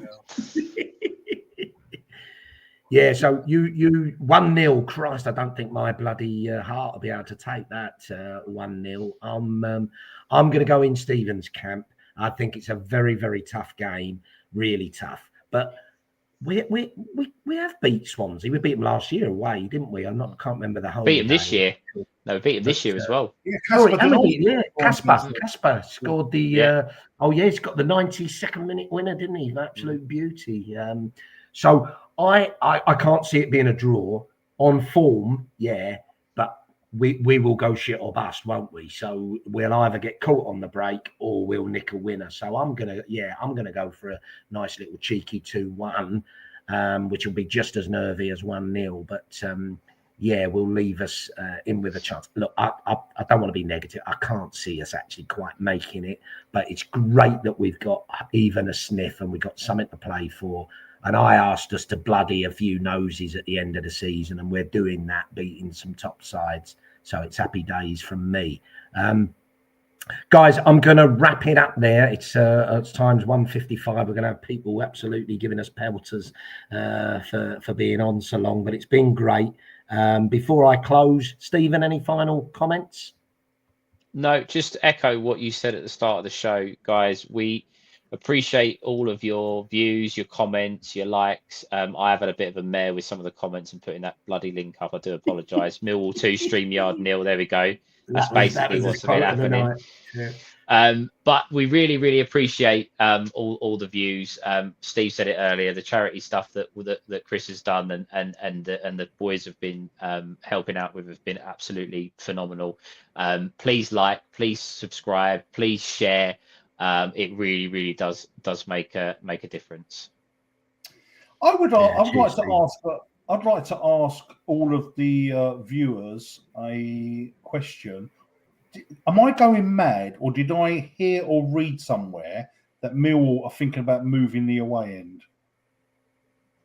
Yeah, there's talk that they're going to move it. Yeah. Where to? I don't know. Yeah. And why? Is it to get more fans in? I think it's just to do with the fact that it's so annoying sometimes when you're kicking the other end and there's, especially, I know the Championship teams bring a lot, like Norwich did the other day, but if they bring sort of 500 and you just got a big empty stand completely unused, I feel like we could really capitalise having supporters in that away end. Correct. I wouldn't want to sit there, but I think it would make a difference. Do you know, I remember many years ago, we played Oldham Athletic and we won the title and we won 5-0 and we had the whole of that away in, didn't we? Yeah. Where did we put the Oldham fans for that game? I think they brought about 5, mate, to be honest with you, because so it didn't really matter where we put them. But yeah, we did. They didn't bring many, and we just sold to every Millwall fan that we could get in the ground.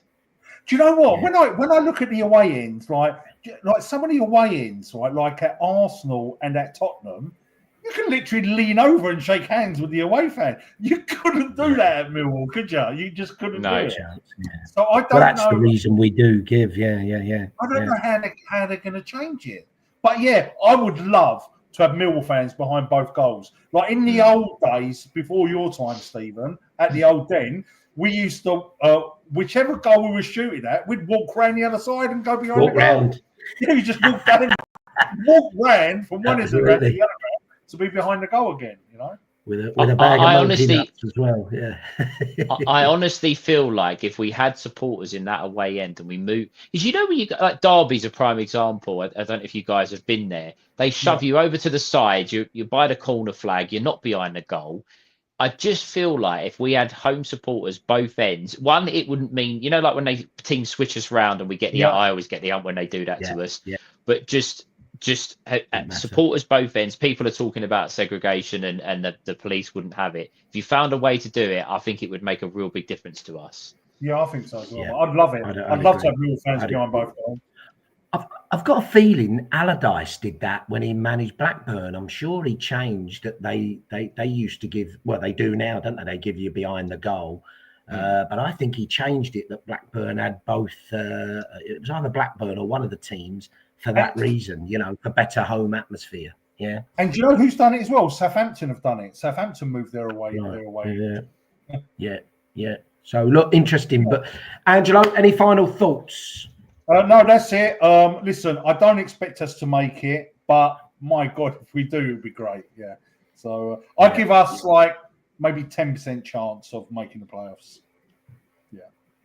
But after Friday, it's exciting, isn't it, to at least be in with a potential. I would like to ask the listeners to have a whip round and see if they can help you pay for your electric bill, Angelo, and put your lights on next week. In the dark. You know what? I was going to put the light on, and then the stream started, and I thought, oh my God. Yeah, I'll put a light on here. Look, watch. There you go.